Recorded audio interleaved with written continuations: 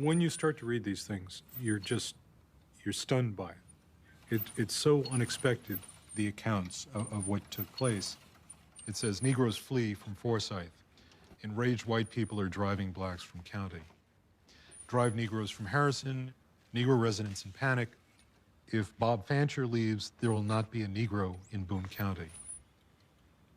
The only conclusion that you can come to after you look at all this is that blacks feared for their lives and they fled the county. The terror was substantial, and they did not have time, in many cases, to sell their land. And after they left, a lot of them were too afraid to come back to try and negotiate any sale of land. So basically, the land is lost. The forced expulsion of African Americans. I am shocked, yet not completely surprised, that this history has remained hidden for all these years. Elliot Jaspin has been investigating the banishment of blacks in the United States. I was on assignment in Berryville, Arkansas.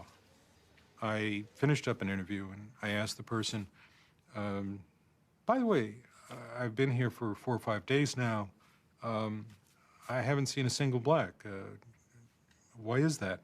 She says, oh, well, the Klan keeps them out. I decided I'd look at this a little further, and I was curious how many counties in Arkansas were white or virtually all white. So I got census data, and to my amazement, it was about a third. I said, well, what about the rest of the country? And so I expanded it even more. And again, I saw a whole series of all-white counties. In most cases, cleansings typically occurred where there was a relatively small black population. States like Kentucky, northern Georgia, Tennessee, Indiana, Missouri. So, was there one place in your research where, a county where the greatest number of blacks were expelled? Yeah, that clearly is Forsyth County, Georgia. There were 1,098 blacks living there in 1912. Within a matter of months, it had dropped to 30. It's the largest racial cleansing in America that I know of. It's also interesting because of this whole land question. It raises the issue of how do we cure the past in a sense? How do we come to terms with this? What do we do? Forsyth County is a growing suburb of Atlanta. Yet according to the 1980 census, there was only one black living there. And it's a county that remains virtually all white today. We're entering into almost used to be no man's land. If you were a person of color back at the beginning of that bridge years ago, that's where you stopped. I enter into no man's land with Dean Carter, an organizer of a 1987 march to call attention to Forsyth's racial legacy. It was a Brotherhood march celebrating Dr. King's holiday. And to most of us that would march on a Brotherhood march, that was to celebrate the fact that we didn't have any barriers between ethnic groups or otherwise. And Jose Williams called me on the phone. He said, this is Reverend Jose Williams. Mr. Williams proceeded to tell me that he'd walked with Dr. King and said that he wanted to march as long as I could commit to him that it would be nonviolent, of which I did tell him that it would be nonviolent and I would not raise my hand, not once. He had set a spot on Georgia 985 for us to meet, so we would actually get on the bus with him and come in at one time. So it all started very innocently. It seemed as though there wasn't very much like a civil rights march. It was just an outing. As the bus got to the exit, the bus stopped, and we looked.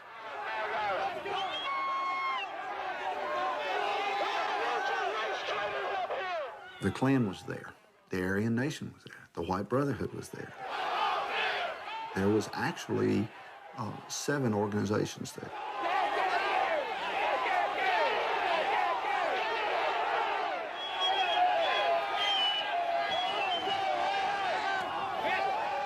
Reverend Williams said, they blocked the bus, we got to get off the bus.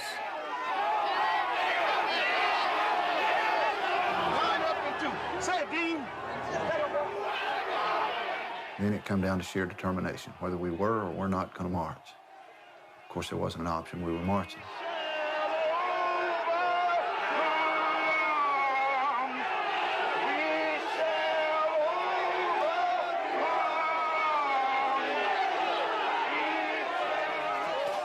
We had reached some kind of abyss where we were not supposed to be.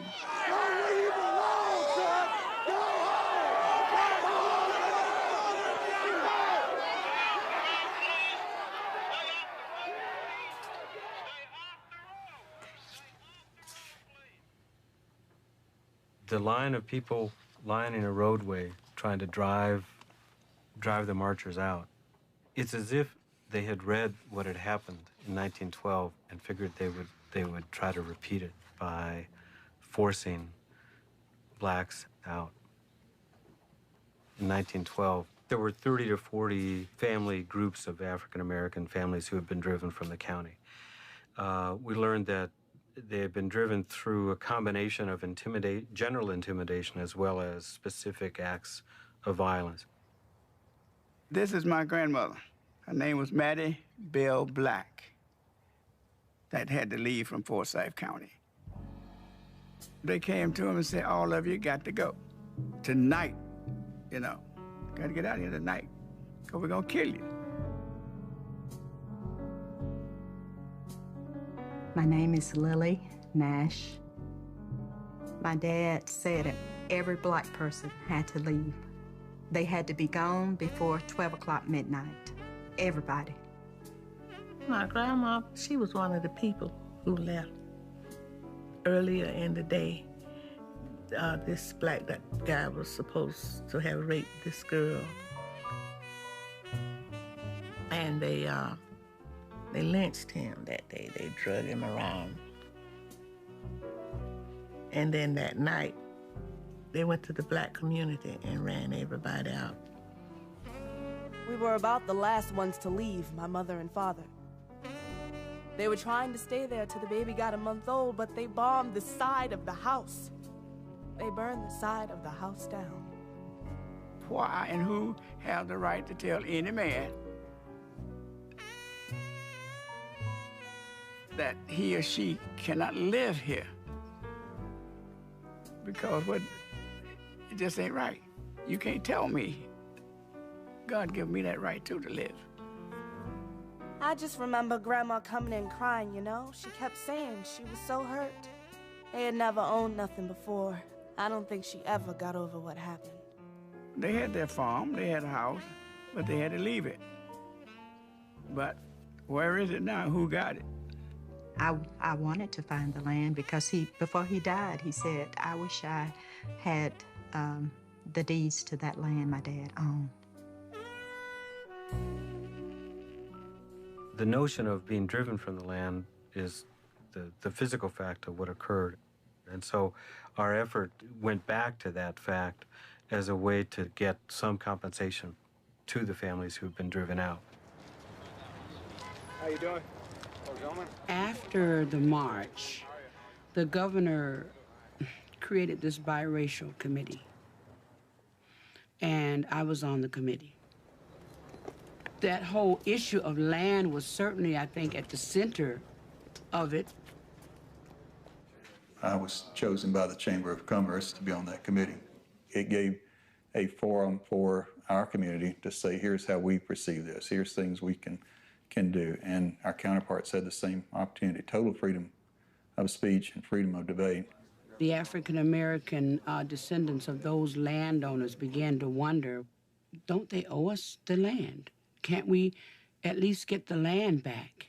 The issues on reparations with land and giving back land, that was virtually a non-starter. Nobody's going to, you're probably going to have a big little agreement on that. We didn't have that. It was recognized at the very outset that it would probably be a futile effort to try to find a statement or a position on all of these various issues on which both sides could agree. In any effort of this nature, it takes time to review and achieve progress. We will see some of that. It may be slow at first. It may take several years to see fruition. And day after day after day, we met. And at the end of that year, we had to turn in a segregated report to the governor, their side and our side, because they would never admit that there was any problem. Never any acknowledgement that the black people would ever even run out of the county.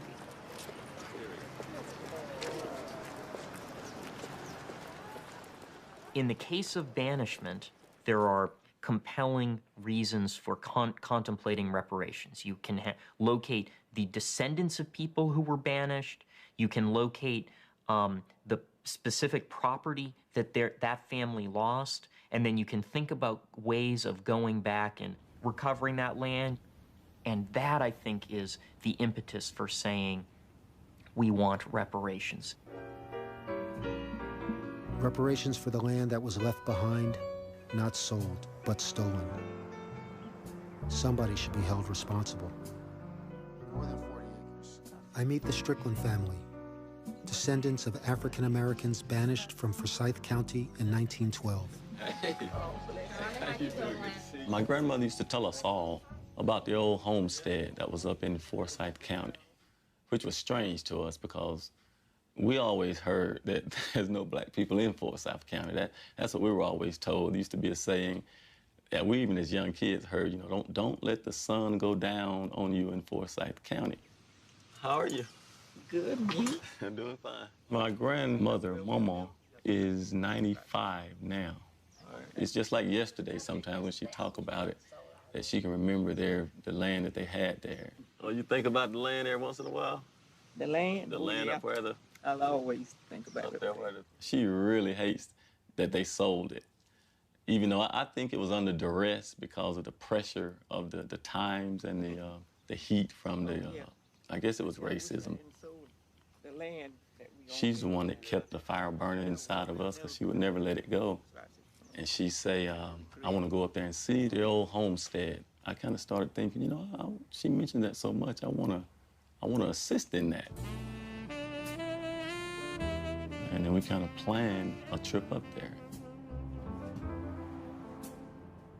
I'm surprised to learn that the Stricklands still have a family burial ground in Forsyth. But it's located on white-owned land.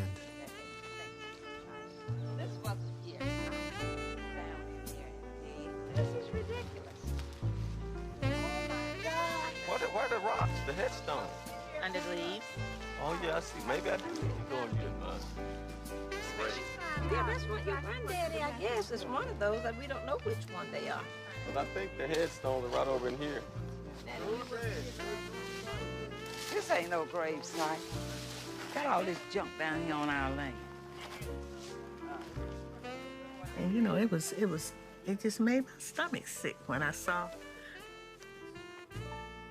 old truck doors and truck axles and just general debris and garbage.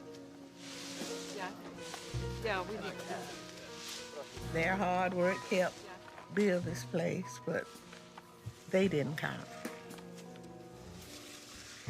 Throughout the United States, Banishment Cemetery is a reminder of what has been lost. It's tangible evidence of the community that once existed there. It is a monument to the past, right? We think of these often as cities of the dead. There are still African-American inhabitants of these banished communities. Just think this was my granddaddy's land, and it was.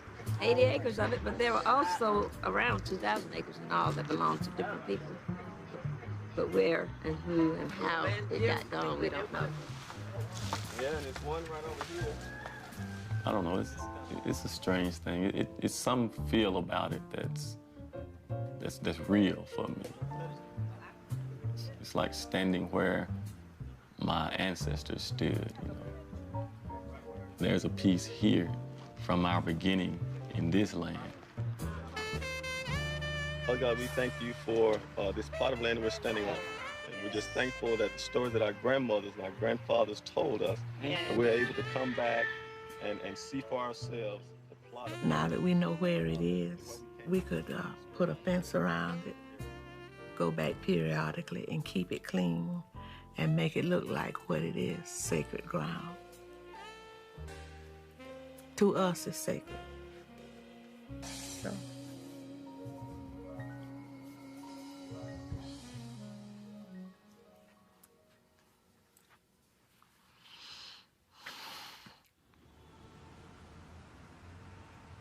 Sacred ground is more than just a cemetery. It is their family land that should have been passed down through the generations. I follow the Stricklands as they search for the deeds to their ancestors' land. We're looking for Stricklands, original homesteads. Show you where the older books are. Okay, you're looking by name? We have some names. Morgan Strickland, Jim Strickland. We found out that my granddaddy had a nephew that we didn't know about. We didn't know what happened to his property. I think you should go back to find out when the land was purchased. Oh, there's one right here. See, that's Morgan Strickland. Strickland there. And this is May 14th, 1910. His heirs and assigned all the following described properties. Forsyth County. Known and distinguished by lot number 1012. 37.5 acres, more or less.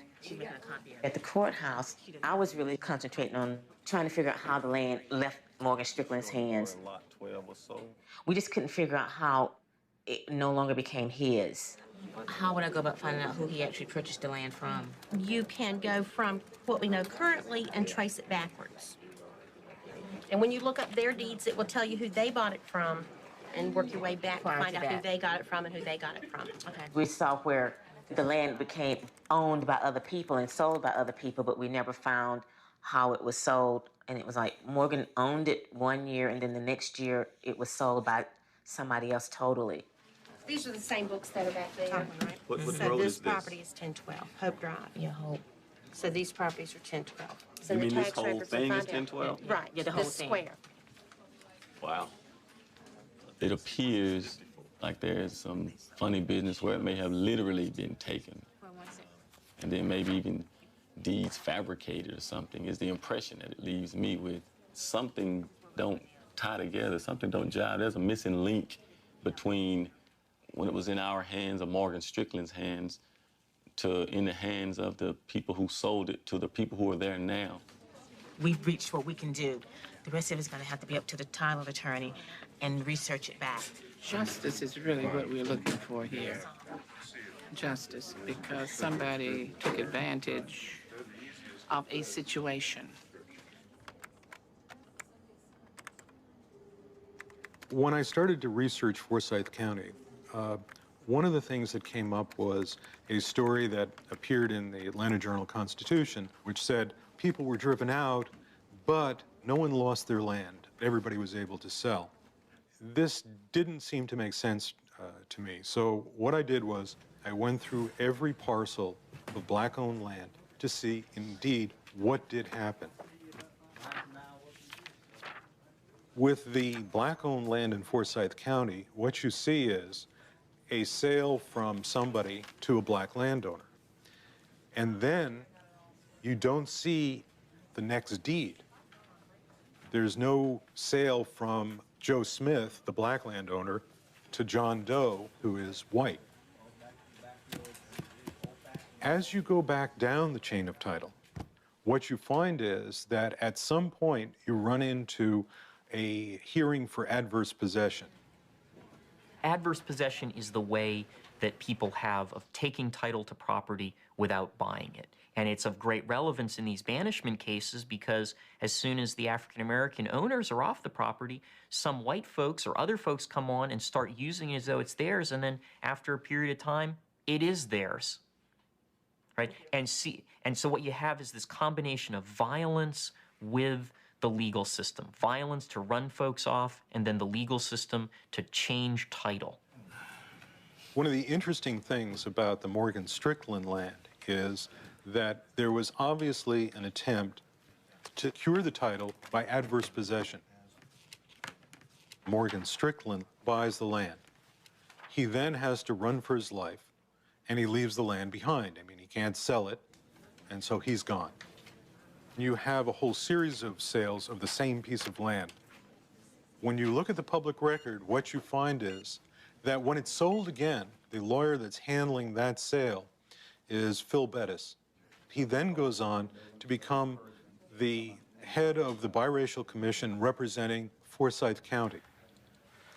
This is a deed. A fellow named Morgan Strickland bought a piece of property, and Morgan Strickland was black, and he left along with everybody else. This was of particular interest because when the Hesters bought a lot on lot 1012, you were the title attorney. Mm-hmm. And following it all the way back is this, which basically says the previous guy owned it by adverse possession, which is to say there never was a sale from Strickland to anyone. And this is not the only one. I found half the black-owned land apparently was never sold. Is this sort of an open secret in your community? No. When I'm researching title back 50 years, I don't go back to 1912. That's not on my radar screen to research a title in 2005. I'm talking about 1984, when the Hesters bought their land. Right, I am too. And you did the title search. You went back 50 years. That would have taken in all of these transactions, every one of them. And these transactions, the one from Teams to Terry, is clearly phony. Phony is a harsh word for that. You're really, I'm looking at a sworn affidavit that says that title is acceptable. That's acceptable by title standards in Georgia. I think it's phony to say that I claim title to that property if I've ignored my rights for almost a century. Somebody slept on their rights for almost 100 years, and we're still dealing with an issue. When do we complete that cycle? Now, the descendants of Morgan Strickland, of his family, what do you say to them? When I've lost something, particularly my farm or my land, if I feel that's unjust, what invigorates me any more than to go protect that? Federal courts were wide open at that time. They were here present to do that. You don't feel that there's any, if not legal, moral obligation on the part of this community to make this right? Do I feel compassion to the point of, should our community say this is something we should address? Yeah, it's a difficult question. I mean, I feel that sorriness for them. I feel that compassion, but, you know, it's been a long time.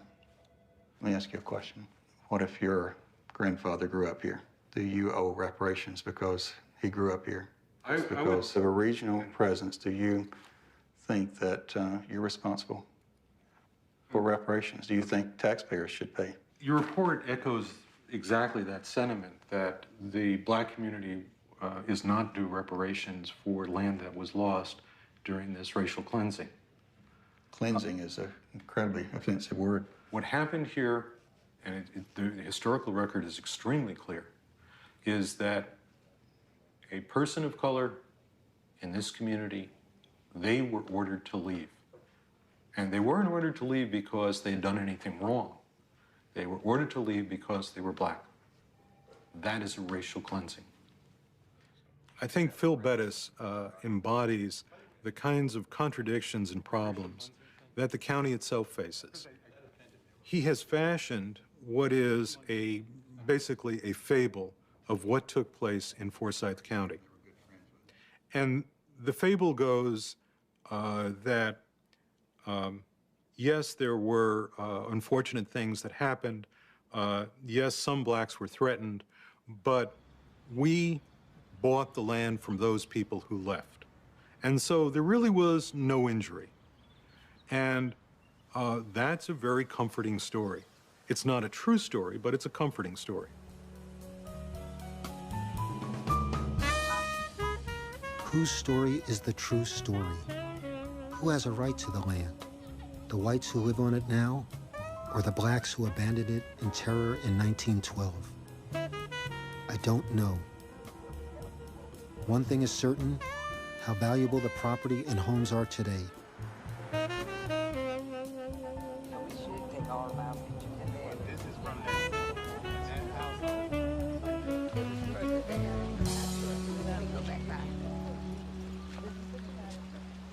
All of that was a part of Morgan Strickland. Morgan Strickland, right? This is the 15 acres, the subdivision, but those larger lots are this way. It's pretty land. I settle for that little corner right there. It's pretty. I like that. It seemed just on the surface as such an impossible thing to do, because it seems the people that are on the property now, they didn't take it. You know, they somehow, as far as they're concerned, the purchase that they made was legitimate. And then, but maybe the ones that sold it to them maybe was the wrongdoer in some way. Would have been great if we would still had something that, you know, our kids and grandkids would be able to hold on to. We don't have anything to, you know, pass down. And that would have been sort of a legacy, like. There would have been a lot of land there and a lot of blacks there had they not did what they did, had they not ran them all out in 1912. You said that it was a shame that they let this property get away. Yeah, it really did. Would you like we to had live no back- choice. I know you didn't. Would you like to live back here again? Yeah, it's fixed up, sure. Love it back here. It is pretty, and let's get on down the road. Okay. The loss of land is really devastating for the African American community because it's not something that one can recover easily. Many African Americans have been faced with the obligation in the 20th century to start over once, sometimes twice, sometimes three times, very often as a result of either racial violence or racial discrimination. And being run out of town and losing one's land is one example of that.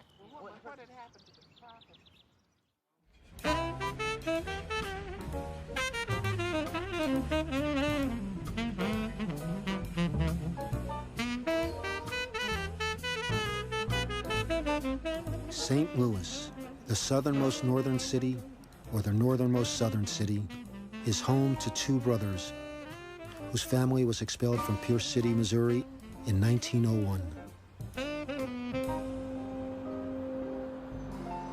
My dad always told me that the family was run out of Pierce City.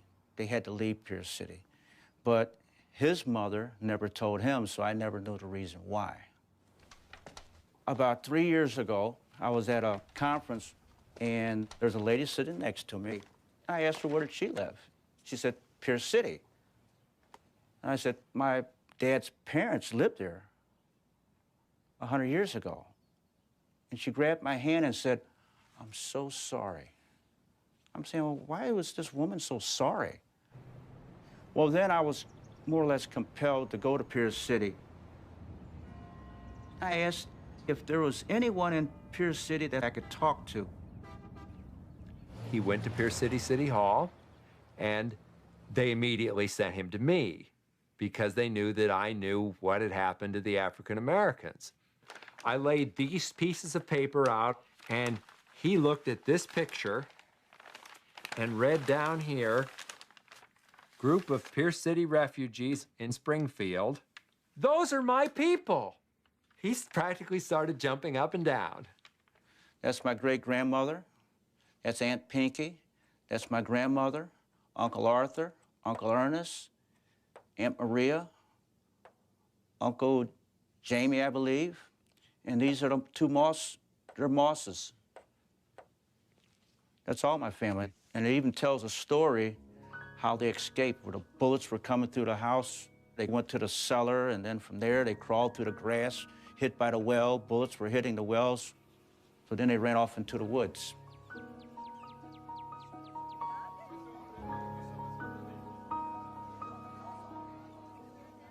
It's hard to imagine the hope that African Americans must have held in their hearts. They come to a place where they can own land. They come to a place where they can go to school. They come to a place where there is seemingly at least some sense that they have a right to exist. And I think there was a tremendous hope. And they began to settle the land, to homestead it, and to try to create lives for themselves.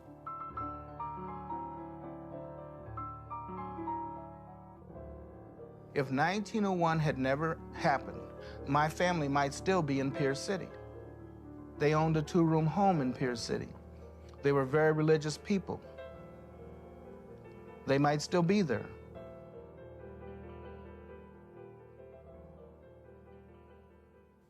This is your great-grandmother. That's Arminta Cobb. She's buried in Springfield, Missouri. This is her husband, James Cobb. James Cobb was the person I couldn't find when I did my research through Missouri. So I hired a researcher from St. Louis to try to find James for me. They found James on the death rolls in Pierce City. They found that James had died in 1898. He was buried from the AME Church in Pierce City. They found a location where James was buried in the Pierce City Cemetery. Here's a picture of the Pierce City Cemetery when I was down there trying to find my great-grandfather's grave, and they would not help me find his grave. Well, you see 3 people standing here. This is the gravedigger, Hollis. This is his assistant, and this is the president of the Cemetery Association. So she walks over to me and asks me if I had a deed for the lot James Cobb is buried in. So then she said that there's a tax for every year that the person has been in the ground. It's $1 a year. I never heard of such a thing. I said, well, that's no problem. How you want it? Cash, check, credit card? You know? Well, then they backed off of that. That's when they just said, well, we're just not going to do it because it's not concrete enough evidence for us to dig where you want us to dig. Well, I told them that, well, maybe we'll have to get a court order and do DNA. And the gravedigger turned and said, nobody's going to dig a grave up here ever, under any circumstance. Why is this so important to you to do? Closure. You know, the incident in Pierce City, like I told you, I was not really into addressing it. I was going to let sleeping dogs lie. But I was also looking for James Cobb. When I found that the incident has a direct bearing on James and my family and their peace of mind with knowing that their father and my great-grandmother's husband is buried back in Pierce City where they cannot go to pay tribute to him, then it became a personal thing with me. So my goal is to get James exhumed and moved to Springfield. It seems like a simple request, a personal form of reparations. Why was the community so hostile to that? I drive to Pierce City to see Murray Bischoff at the local newspaper to learn more about the expulsion of black citizens in 1901. There was nothing in town that told you what happened. The only thing that existed had been the original newspaper article in the Pierce City paper.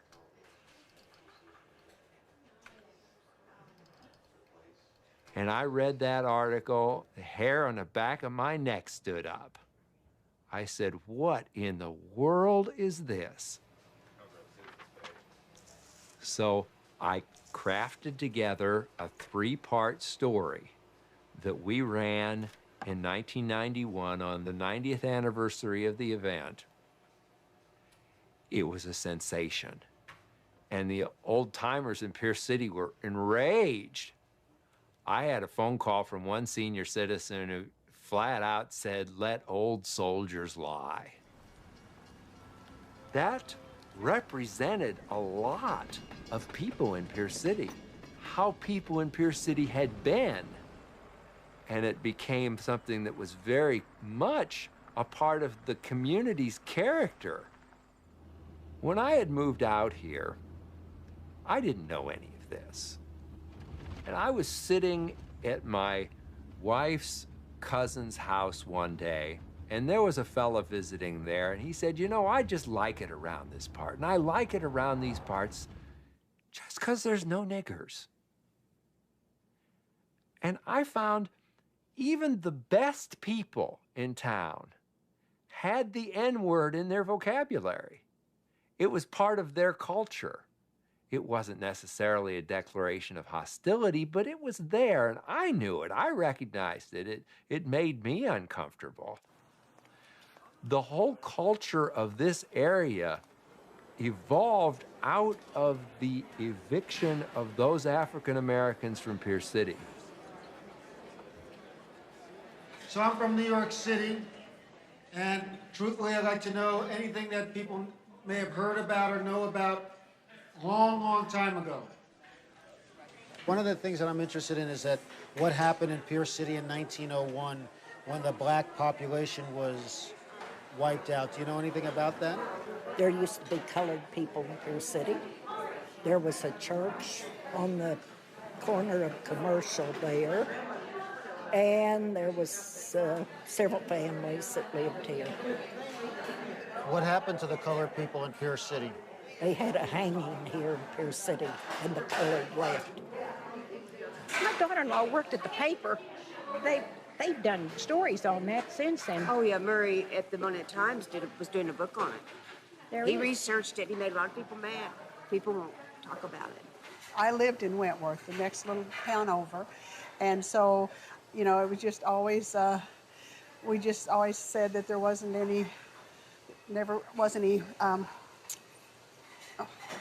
Well, colored people here, and they never. You know, we never seen any colored people, and you know, I think they put to death a colored man. The time that I've been in the town, I've never seen anybody. You've never black. seen a dark No. Negro? No. And you probably won't.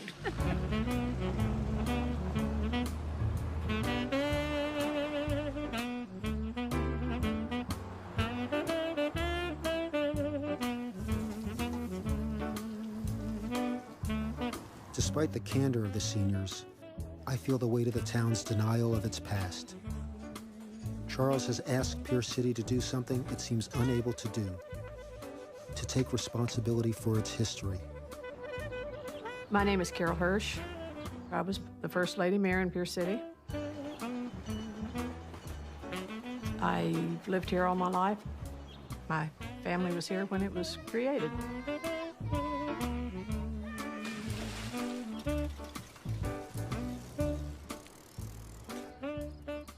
There were some stories that most people didn't want to talk about. There was a black spot on our history. My grandmother was a young girl when the tragedy happened. She told me the mob formed at the jail. They came down the street. They formed a line. They stood shoulder to shoulder and just fired across into what we believe was the black community in this area here. I can hear it. It must have been horrible.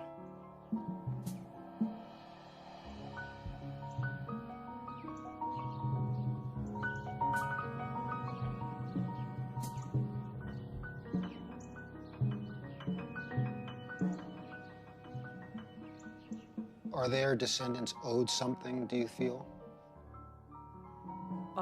Probably owed an apology.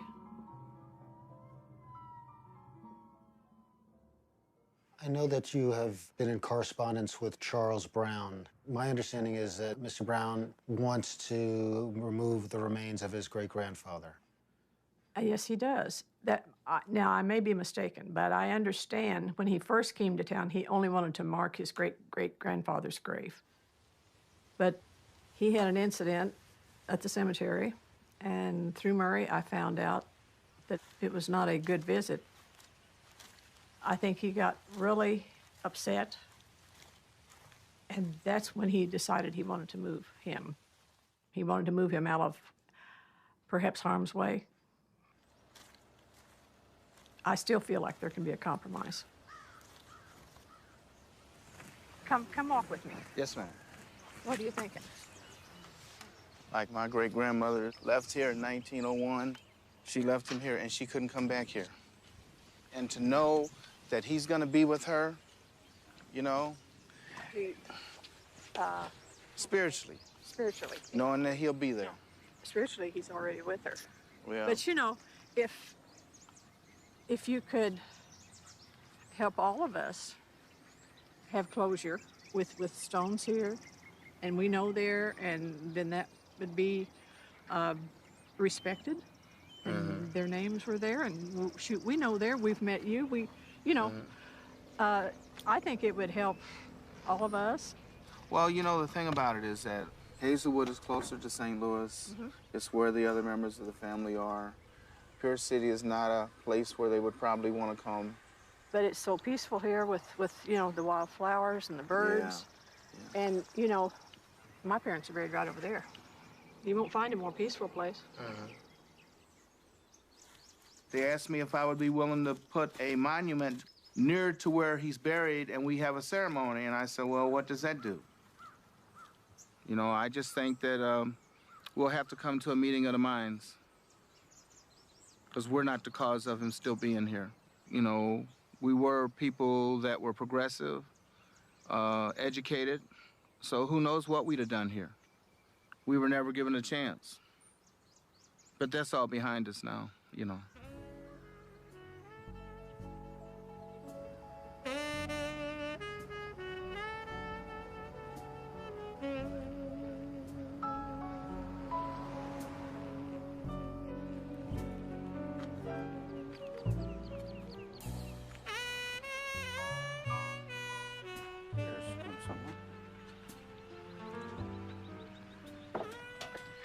How you doing today? I'm trying to see Don Lakin. This is me. Pleasure to meet you. I thought you was going to call me before you come. I know, but we got to town today, and we went over to the cemetery and got a little excited. Got a little excited? Yeah. How'd you get excited? Well... Are you Charles? I'm Charles. This is my brother, James. How you doing? James, how are you? I was up the cemetery. I've been up the cemetery a couple times looking at that situation. And I don't know who you're going to get to do this. I mean, you have to go through somebody to do it. But they're going to have to make sure that Do you have the capacity to do this? Yeah, I do. But if we open that grave, if that isn't your great-grandfather, then you're disturbing someone else's grave. If I didn't have the records that said that the family purchased the plot up there, if I didn't have the newspaper article that says he was buried up there in that cemetery, then I probably wouldn't even be sitting here talking to you. Well, as I said, the only way that I know to go about it, because you don't want, as I said, you don't want somebody buried up next to your family. It's not your family. Okay. The grave's unmarked, and that makes a big difference. That makes a big difference. I assume that I ought to get a hold of the county attorney and find out the right course to go about this. What kind of time frame are we looking at response from the attorney?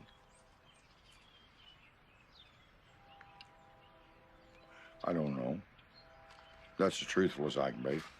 I know you've heard of what happened here and everything about it. If you were me and you found out about it and was potentially your family and the rest of your family were not able to come back the year after they were expelled to put a wreath on his grave, when you asked me how I felt when I first came here, that's all I thought about. It hasn't changed inside for you as far as family, as far as your family. And yes, I understand that.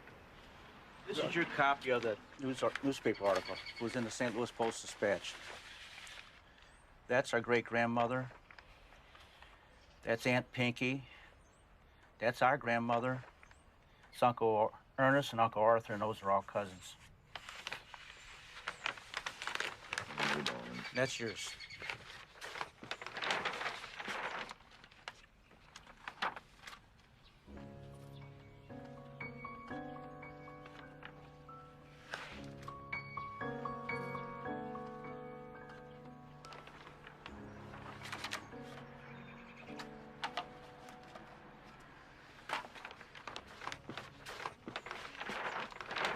If Pierce City works with me on this, this would go a whole long way to show that Pierce City has changed. In a situation like this, you need to reclaim the truth of history. Ideally, someone from the perpetrator culture is willing or able or accessible in some way to help you find the truth, which is even more recognizing than having to find it on your own. But finding the truth and reclaiming your family history, knowing what happened, is enormously important to feeling repaired. This area here is a little bit different. It appears like there's a grave here. Right. And no, there's a possibility that there's one here.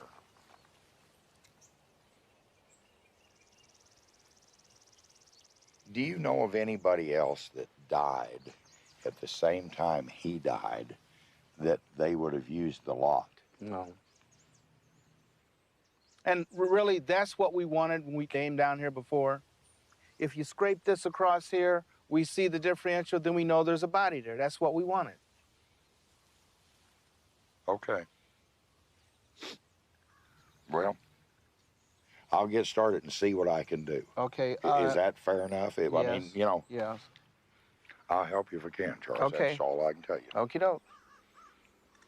Thank you. Bye-bye. Do you think that this action that you're doing in some way may contribute to forgiveness? It'll be a very satisfactory thing for them to know that Pierce City is willing to help them do what they want to do, that nobody's against what they want to do. And I don't really think that they ever felt that people would be against what they done anyhow. There don't seem to be that type of gentleman. I think it'd be a closure for them. They don't want to go back. They don't want to come back to Pierce City to decorate their granddad's grave on account of the things that maybe happened to their family in this area over 100 years ago. But there has to be a forgiving area somewhere in there, too.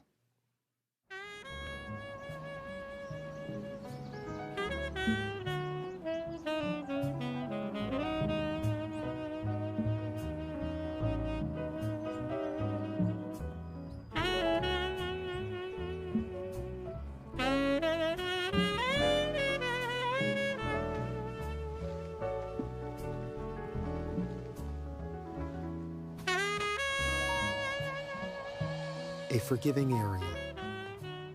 Maybe repair begins in that elusive space where perpetrators and victims find common ground.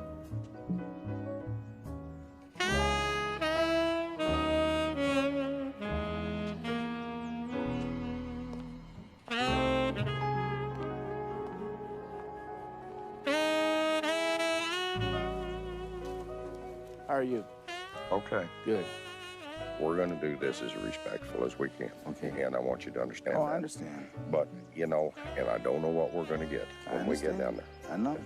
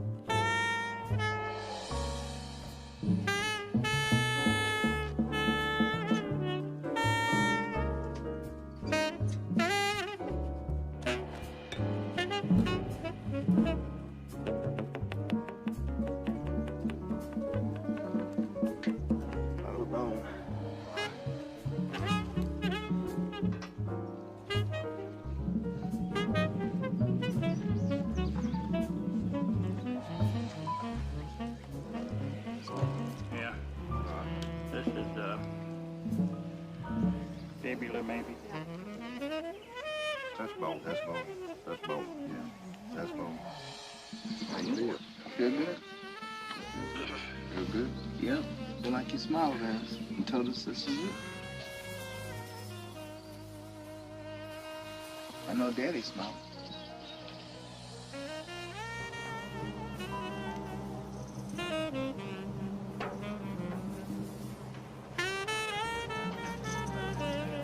But you know, this has been a long, drawn-out procedure for Charles. And it's... He can go home tonight and know that he got accomplished what he wanted to get accomplished. So I'm pretty well satisfied with that.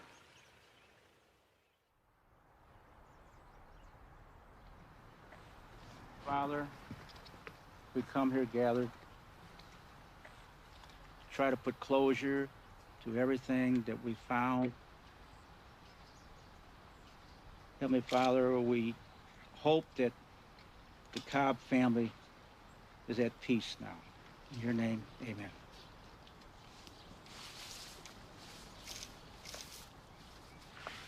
Yeah, take it. Got it? Lower it down.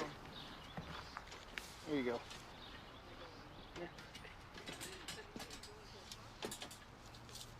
Do you have your bill made out, or are you gonna mail it? No. I'm gonna come over here and let's talk about that. This ain't my everyday run, but if I charge you $750 for everything, is that being fair? What I wanted to tell you is, and I really didn't do this because you're an elected official, and I didn't want you to have any problems with Pierce City, but, you know, my family feels that the best way to have any sort of healing is for Pierce City to actually make some kind of concession for this, to understand what went on, and that we feel that, you know, we were trying to keep the cost down, but our thought was for Pierce City to come forth and pick up the tab for all this. There's a letter that was being mailed to the mayor today, and I really felt bad about not telling you beforehand. But, you know, the person to start all this rolling was you. Yeah. And, you know, I really appreciate that. And I just hope that I don't offend you, you know, and I hope you understand where I'm coming from. Well, I'm gonna have to get my cost of my casket from some place. I understand. You know, and I know, I'm not I know. being, I know. I know, but see, what's gonna happen is we'll see what the fallout is, and if things go down, then, you know, I'm an honorable man. We'll do what, you know. I'm fully aware of that. Yeah, like I said, I just didn't want you to be in an awkward situation with anything involved, you know. Well, and I hope you understand my situation, but, so.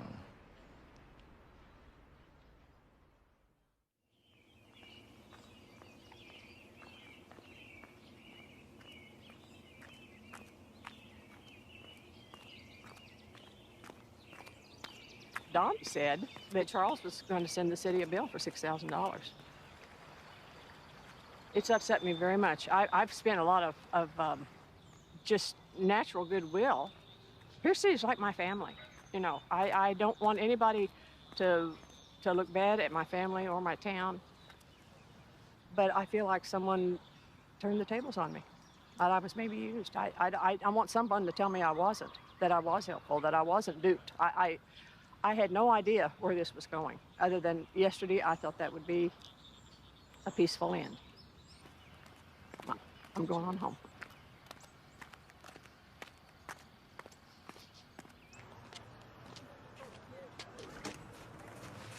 Mark, where should we go with you? Where do you want to go? Anywhere you're comfortable. Your office?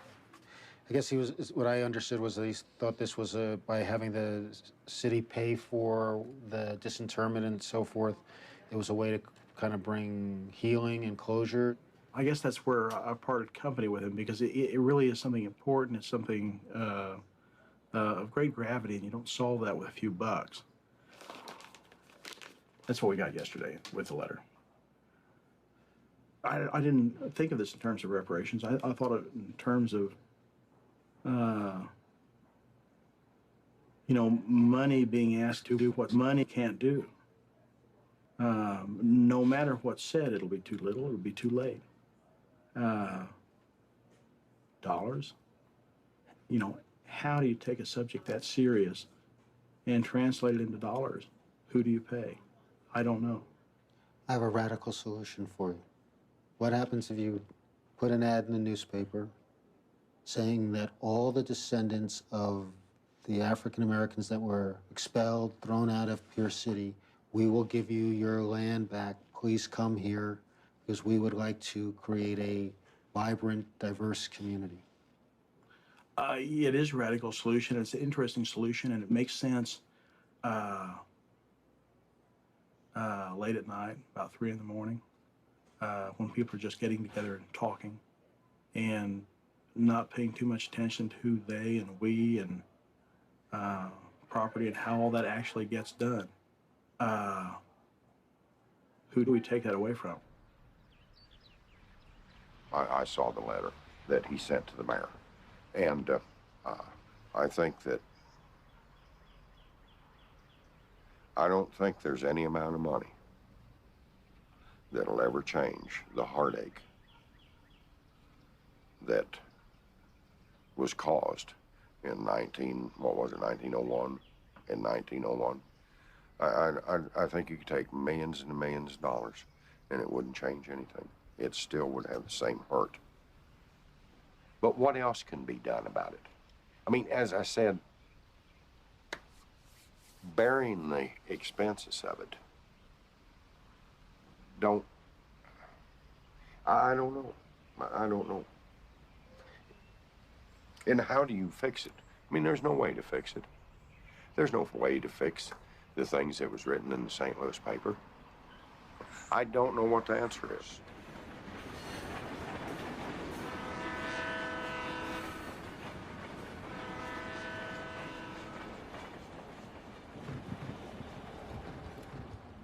One of the things that's really important is for Black people to be able to have a way, an arena in which they can articulate what reparation would mean to them, even if it's only a fantasy that cannot be actualized. I think on the white end, whenever you feel either personal guilt or cultural guilt, reconciliation can't really happen unless you feel like you gave something that had meaning. You have to feel that you gave and that it actually gave the person something. Not that you imagine it erased everything, but that it really helped. The failure of Pierce City compels me to look for other solutions, for something else that might help. In the all-white town of Harrison, Arkansas, a group of citizens has created a task force to address their racial legacy.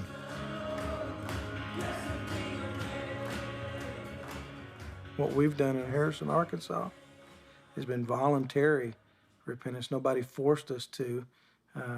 And also the type of reconciliation we've tried to do has been meet people where their needs are, rather than just a blanket statement for those that who may have been involved or not involved. It's such a broad thing to do reparations. It's like, who do you punish? I mean, it is a lawsuit. It is, you know, they call it awarding damages to people who were wronged or descendants of wrong. Glad you're here this morning. All right, let's pray, and then let's just go right into praise and worship. I've been living in Harrison about 11 years. Came here by way of Wimberley, Texas.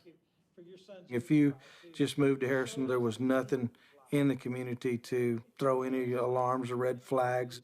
It's just a nice, quiet little town. And then this article came out, and for me, that was the first time I ever discovered any of the history of Harrison. I went to work on the 1st of November. A team from a junior high school in Fayetteville had played ball in Harrison. A parent who traveled with the team had been very distressed by the treatment he felt the kids had gotten. We had a very gifted athlete that was Black, and he was subject to racial slurs the whole night. After the game was over, they refused to shake her hands. So we left the field, went to buy the kids a meal before they traveled back to Fayetteville. It was Halloween, and somebody come in a ghost suit to get a free sundae. And the kid had thought it was the Klan. The black boy, looked up, was just mortified, scared to death. I saw fear, horror in his eyes. He ran off to the bathroom. I mean, here's a kid who comes over here. Every time he comes here, he's scared that the Klan's going to come and get him. I mean, that's terrible. I hate that. That's where that began to really gnaw at me. Eventually, I published a series of articles in the paper. People got pretty upset. And basically what I heard was, we don't have any racial problem here. Right after I read this article, within 2 or 3 days, the head of the Ku Klux Klan was on TV. He made this comment, "I speak for white Christians in Harrison, Arkansas," and that just antagonized me to say, "No, you don't. You don't speak for me." I began looking to how do we solve this problem? We've got a community of 12,000 people, almost no African Americans, very little diversity, but it's been that way almost 100 years. How do you work with a race that's not there in your community? How do you make reconciliation with somebody who's no longer there? So we first started with ourselves. We started with an acknowledgement of what happened in 1905 and 1909. We had a symbolic washing of each other's feet before the community, and we said a prayer of repentance. So one of the things that we've done is an affirmation of wholeness, that from this point forward, we're not going to allow these things to happen again. Recently, we just gave away a couple of scholarships, and I thought that was fitting that as 100 years later, where blacks were driven out of town, now there's a scholarship given to minority students to aid them in their college and their education to come to Harrison. So it's quite a big reversal. We started out calling it the Aunt Vine Scholarship. Aunt Vine was the last black lady that stayed in Harrison. She didn't leave during the race riots, stayed with the family that she had been with for years. We wrote up her attributes and why we wanted to honor her, and it was a concrete example of what we wanted to connect with our past. Wow, she looks like my great-great-grandma. So how do you feel about this scholarship they gave you then? What do you mean, how do I feel? Well, I understand that they think that the scholarship is a way that is helping them heal and change their image. I just thought that, for real, just to be real, I was like, well, they just trying to help us out because, minority in Harrison have a scholarship, for black, what I'm saying? It'll stand out, And how'd your folks feel about coming up? My mom was like, it's a good opportunity. She worried about me, and a lot of people worried about me, because they was like, we don't want nothing to happen to you. I was scared too. A scholarship is a wonderful thing and very important to seed into young people, but it's somehow over there. And it gives you the sense of your own magnanimity and a sense of your own generosity. And that's important for people to recognize that reparations is not a one-shot deal. It's a long-term commitment to re-identifying, to reimagining what your community stands for. And so if you're not prepared to engage in that long-range project, then you may want to do a quick fix. The question then becomes, what is the appropriate means of addressing the harm here? Together as the research committee and began brainstorming some of the things that we want to... For the last year and a half, I've been involved in the task force for race relations. The reason that the task force was formed is that Harrison was a place where Black Americans did not feel free to come, didn't feel comfortable spending the night. So it would not be difficult at all for people who are outside of the area to say this was a place where racial cleansing took place. It is a place where the Klan lives today, and come to their own conclusions.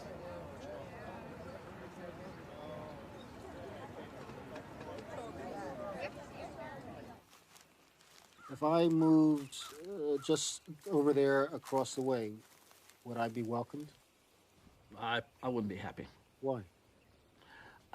It's because I want to preserve our community, our culture. I think I have a heritage that is worth preserving. Burning many crosses these days? It's a cross lighting. Excuse me, you're not burning crosses anymore? It's a cross lighting. It's an old Scottish symbol of a cross embracing the fire of Christ. And the Klan simply reenacts this old Scottish tradition. The burning cross, as I would call it, is used as a symbol of terror.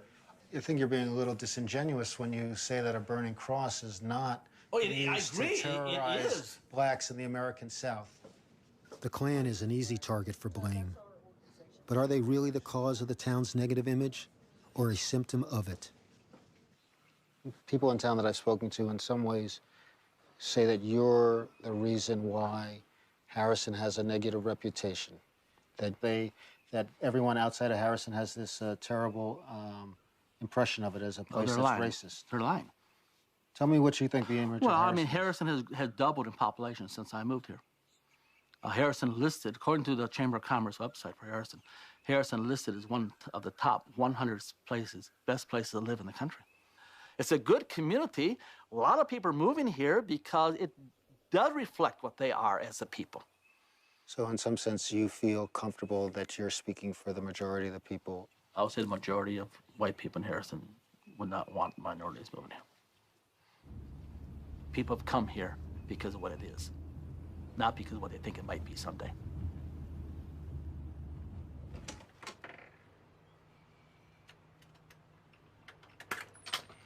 Come on in here. Okay. Talk to me a little bit about Harrison. Why'd you come to Harrison? Why did I come to Harrison? For two reasons. The low cost of living, the low cost of real estate, and probably more importantly than anything else is lack of blacks.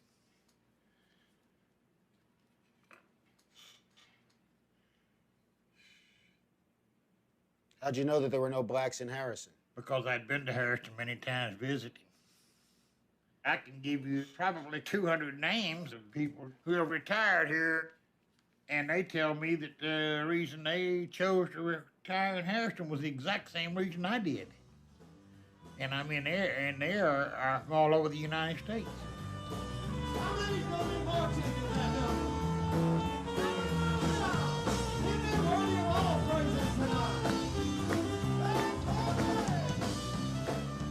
If Bob Scott and Tom Robb are to be believed, Harrison has become a magnet for like-minded people to call home. At the Chamber of Commerce, the public face of the community, I wonder how they represent the town.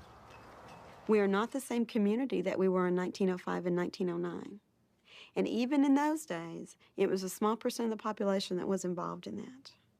And so while we want to acknowledge that, acknowledge the hurt of that, we know that we have moved past that, and that's not the community that we are today. If you're an all-white community, maybe that says that if you're not white, you're not welcome. The idea of this racist enclave in the hills wasn't what we know ourselves to be today. My concern was if that's the image out there and that's what's being promoted and publicized about your community. I have something that confuses me. There are 4 flags hanging outside, one of which is a Confederate flag. Tell me how that communicates that I am welcomed here in Harrison. The reasoning behind the flags is historical. They were put up to say, here is the 5 governments that have governed this particular area, and it's the Spanish flag, the French flag, the United States flag, and the Confederate flag, because that was all the different parts. It is not meant as a slap or a sign that says, you are not welcome here. If the flags honor Harrison's past, how can the town truly hope to make amends for the banishment of its African-American citizens? People who are on the task force for race relations are very concerned about Harrison's image in the outside world. How do we deal with this in a substantive way. And I think that that is, in fact, the work of the task force. I want to welcome all of you to the first meeting of the research committee. We are honored to have David Zimmerman with us. Welcome to our group. Thank you very much.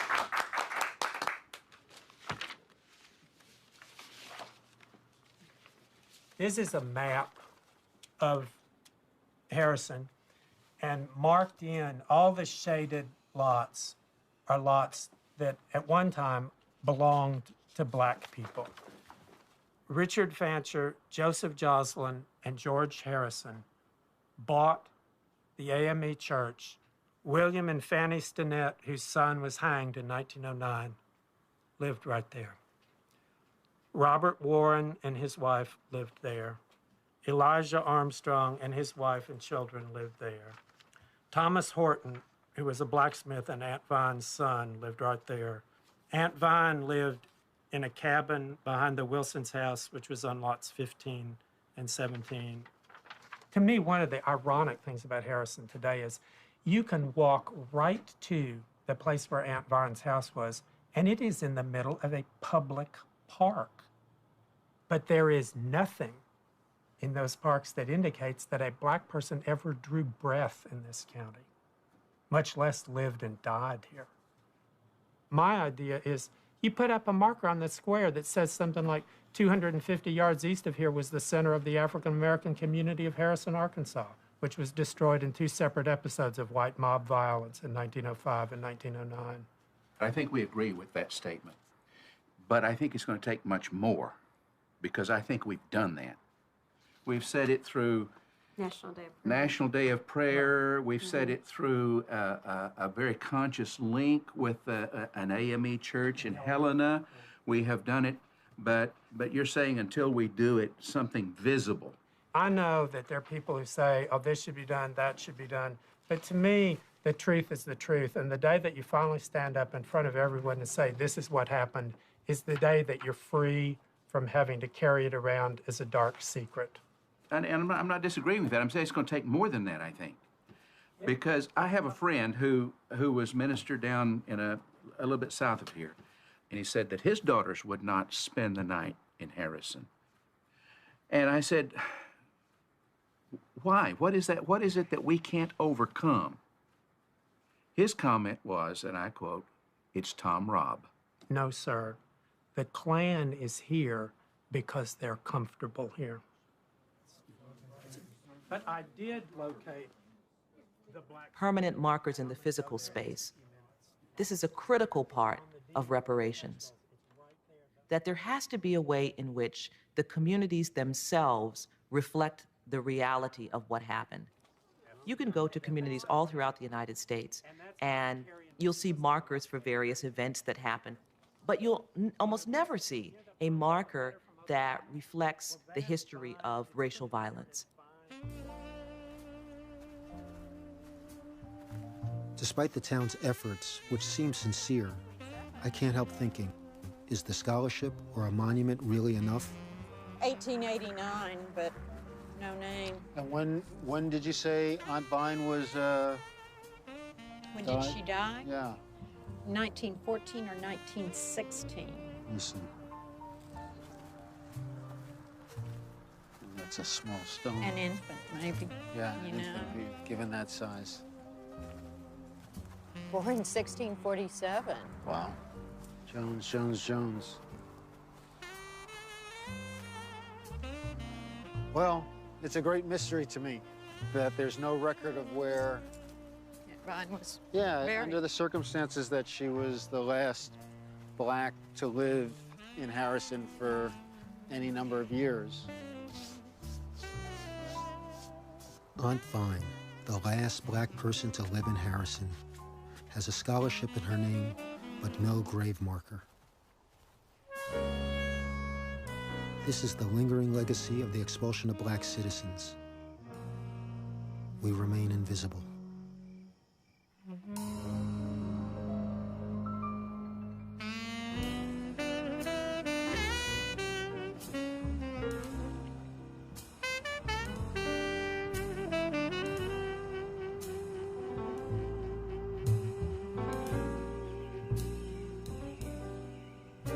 returned to St. Louis. Did Charles succeed in getting Pierce City to pay for the reburial of his great-grandfather? Why is it so hard to find common ground? You know, when I first started making these rolls, I didn't know how to do it, and everybody in the neighborhood were guinea pigs. Everybody got to try some. While they were bad, once I got good at it, nobody gets any now. So, where are things? The mayor put an article in the Pierce City paper. He did not respect me enough to write me or call me or want a dialogue with me. I'll just read you just a couple lines of what the mayor says. Dear Mr. Brown, I hope you won't mind that I've taken a few days to think about your letter before replying. After all, yours was a serious letter about the most serious of subjects, and I wanted to make sure I did full justice to you and your family's concern. Now, this is a letter in the newspaper.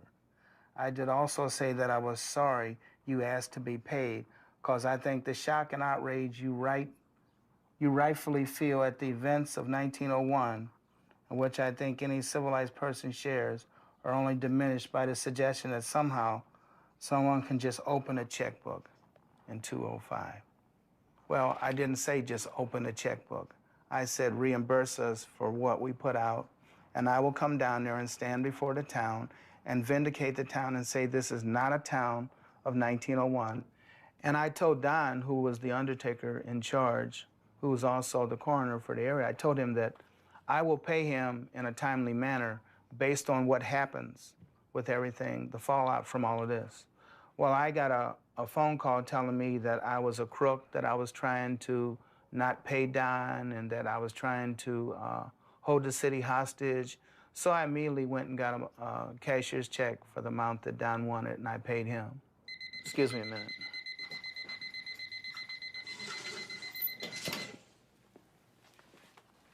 Help me understand why you didn't let anybody know that these were your intentions or desires to begin with, to have them at the very least reimburse you for your costs as a way to bring about healing. I didn't trust them.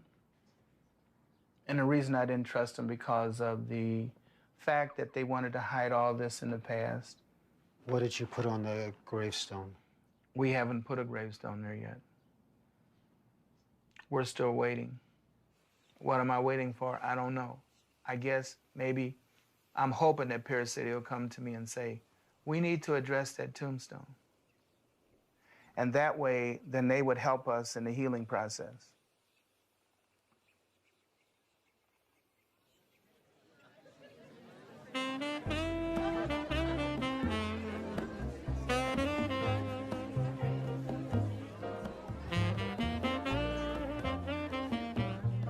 I leave Charles to attend the Strickland's family reunion. Perhaps they found a resolution to the loss of their stolen family land. Look at your grandmommy. Oh, Mom, that looks like me. He's the fifth generation.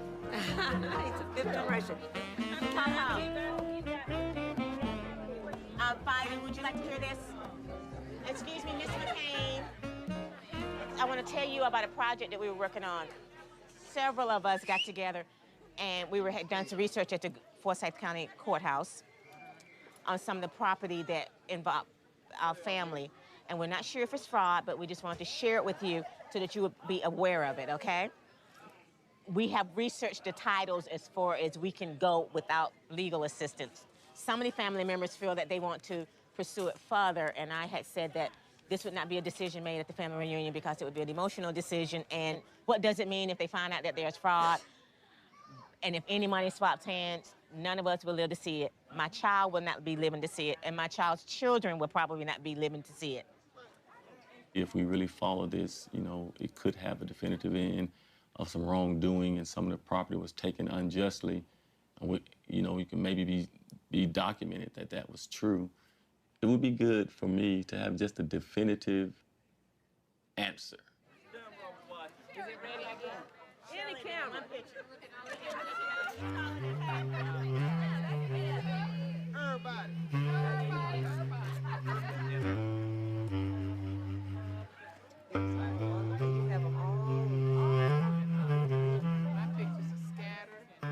in the formal legal sense, the time had passed for them to bring to court a claim for the expulsion.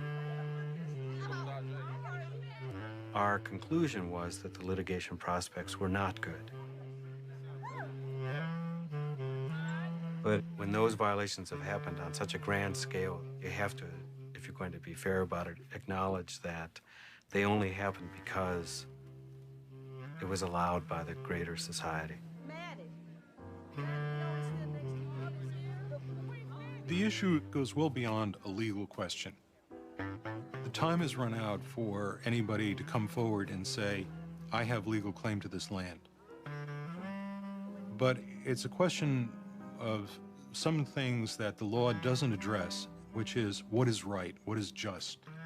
And it's our sense of rightness, it's our sense of justice that I think comes into play here. The black-owned land was indeed appropriated by the whites. These black landowners were victimized, and they deserve the compensation.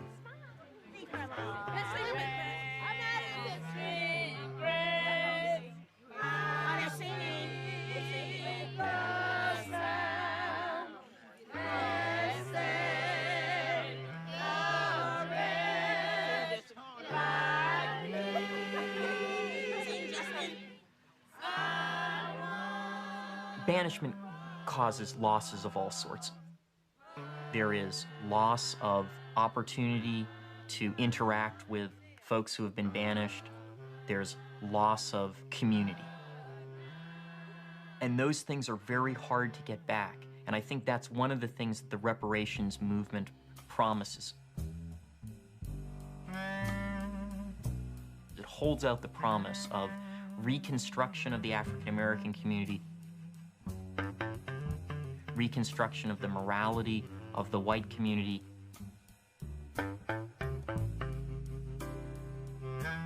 reconstruction of the entire American community.